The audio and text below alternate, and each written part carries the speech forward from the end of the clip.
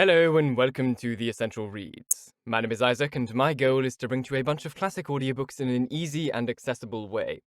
We are continuing with North and South by Elizabeth Gaskell, and this is Chapter 14, The Meeting. I was used to sleep at nights as sweetly as a child. Now if the window blew rough, it made me start, and think of my poor boy tossing about when the roaring seas, and then I seemed to feel that it was hard to take him from me, for such a little fault. Subtly. It was a comfort to Margaret about this time to find that her mother drew more tenderly and intimately towards her than she had ever done since the days of her childhood. She took to her heart as a confidential friend. The post Margaret had always longed to fill, and had envied Dickenson for being preferred to. Margaret took pains to respond to every call made upon her for sympathy. And they were many, even when they bore relation to trifles, which she would no more have noticed or regarded herself than the elephant would perceive the little pin at its feet, which yet he lifts carefully up at the bidding of his keeper. All unconsciously, Margaret drew near to a reward. One evening, Mr. Hale being absent, her mother began to talk to her about her brother Fredrick, the very subject on which Margaret had longed to ask questions, and almost the only one which her timidity overcame her natural openness. The more she wanted to hear about him, the less likely she was to speak. "Oh, Margaret, it was so windy last night. It came howling down the chimney in our room. I could not sleep. I never can when there is such a terrible wind.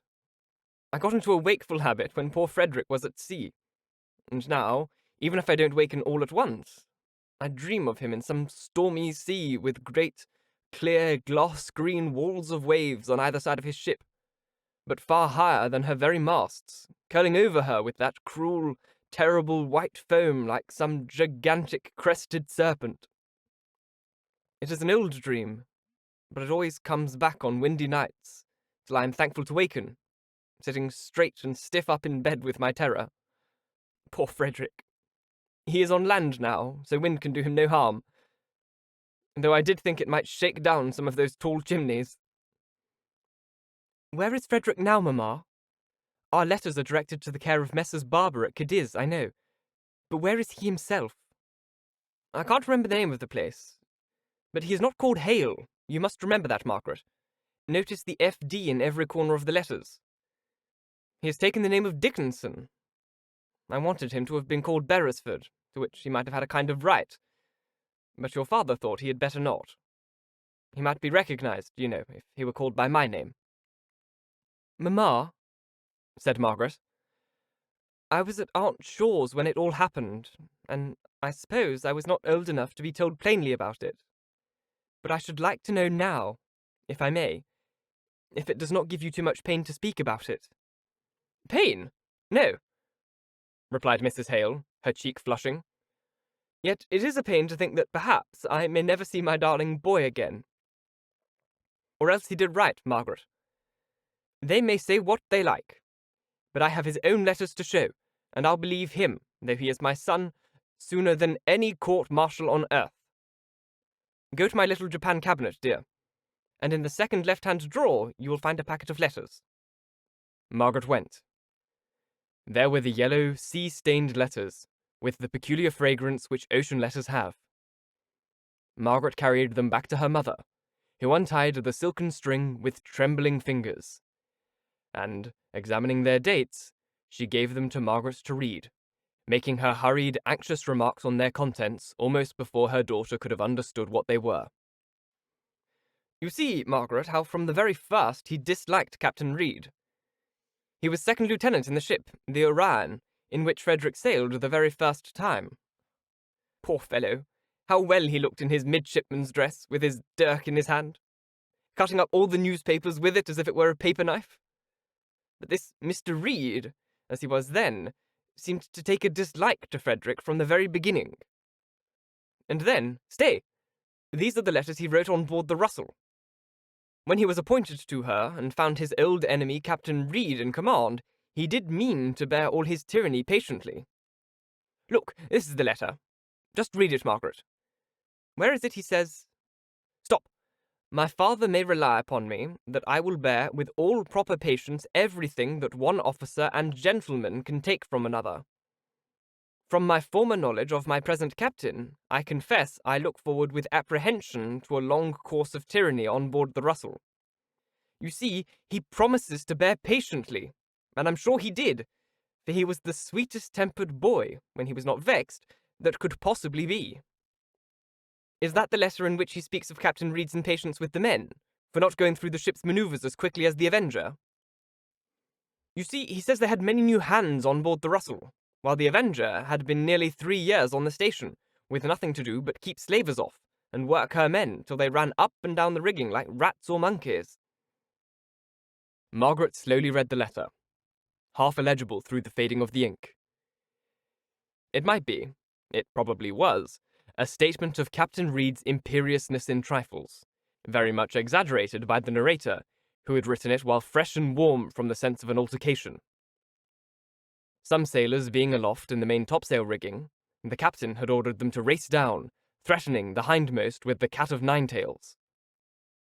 He who was the farthest on the spar, feeling the impossibility of passing his companions, and yet passionately dreading the disgrace of a flogging, threw himself desperately down to catch a rope considerably lower, failed, and fell senseless on the deck. He only survived for a few hours afterwards, and the indignation of the ship's crew was at boiling point when young Hale wrote. But we did not receive this letter till long, long after we heard of the mutiny. Poor Fred!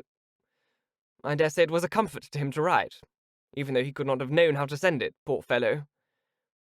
And then we saw a report in all the papers, that's to say, long before Fred's letter reached us, of an atrocious mutiny having broken out on board the Russell, and that the mutineers had remained in possession of the ship, which had gone off, it was supposed, to be a pirate, and that Captain Reed was sent adrift in a boat with some men, officers or something, whose names were all given, for they were picked up by a West Indian steamer.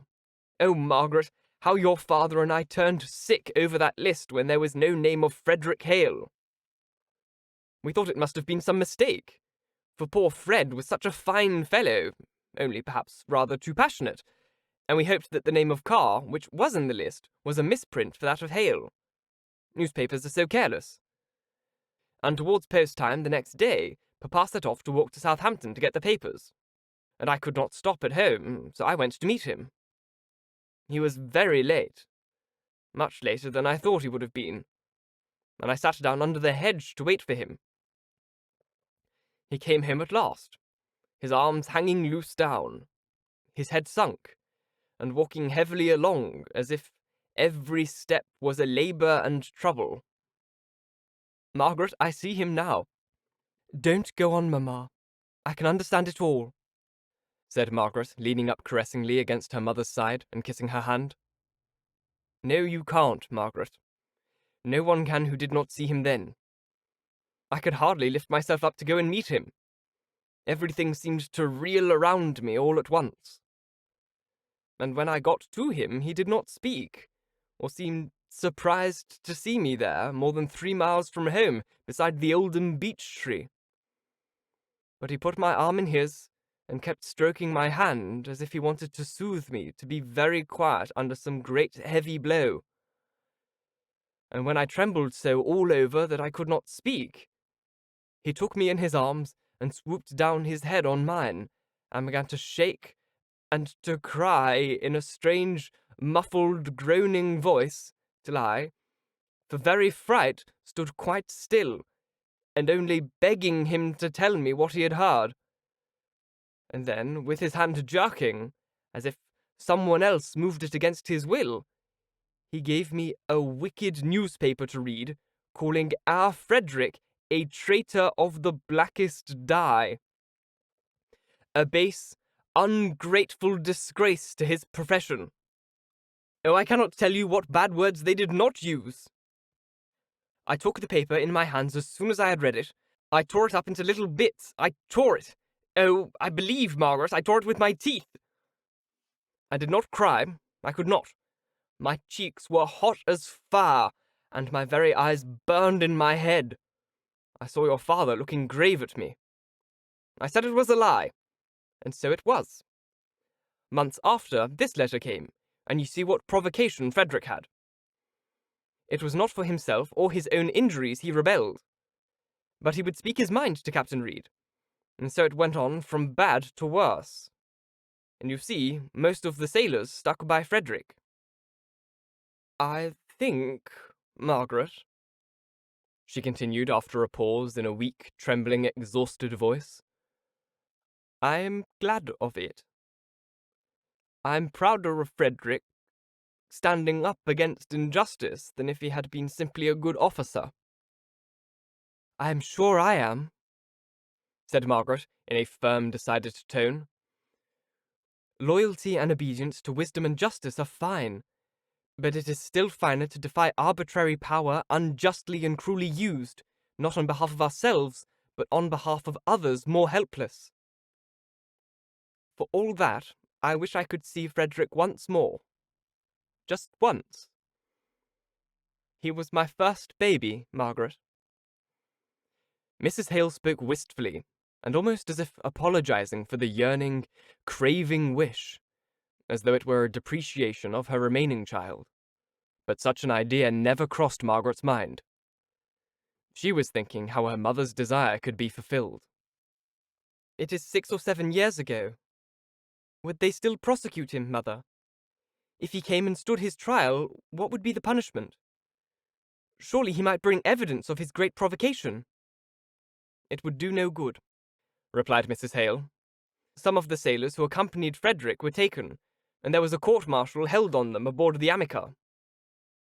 I believed all they said in their defense, poor fellows, because it just agreed with Fredrick's story. But it was of no use. And for the first time during the conversation, Mrs. Hale began to cry. Yet something possessed Margaret to force the information she foresaw, yet dreaded, from her mother. What happened to them, Mamma? She asked. They were hung at the yard arm, said Mrs. Hale solemnly. And the worst was that the court, in condemning them to death, said they had suffered themselves to be led astray from their duty by their superior officers. They were silent for a long time. And Fredrick was in South America for several years, was he not? Yes, and now he is in Spain, at Cadiz, or somewhere near it. If he comes to England, he will be hung. I shall never see his face again, for if he comes to England, he will be hung. There was no comfort to be given.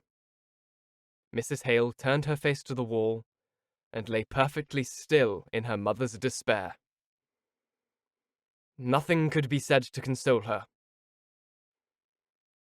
She took her hand out of Margaret's with a little impatient movement, as if she would fain be left alone with the recollection of her son.